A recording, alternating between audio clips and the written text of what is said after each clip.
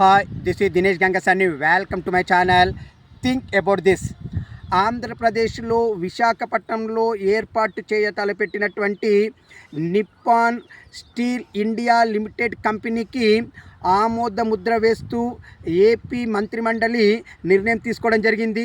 ఏది ఏమైనా 1.35 లక్షల కోట్లతో ఏర్పాటు తలపెట్టినటువంటి ఈ స్టీల్ ఫ్యాక్టరీ ద్వారా మొత్తంగా సంవత్సరానికి 17.8 మిలియన్ మెట్రిక్ టన్నుల స్టీల్ ఉత్పత్తి లక్ష్యంగా ఈ ఫ్యాక్టరీ నెలకొల్పడం జరుగుతుంది.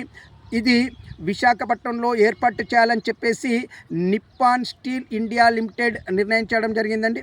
ఏది ఏమైనా ఆంధ్రప్రదేశ్ అభివృద్ధిలో ఈ ప్రాజెక్టు నిర్మాణం అనేది ఒక కీలకం కానుందని చెప్పేసి ఏపీ మంత్రిమండలి అభిప్రాయపడింది.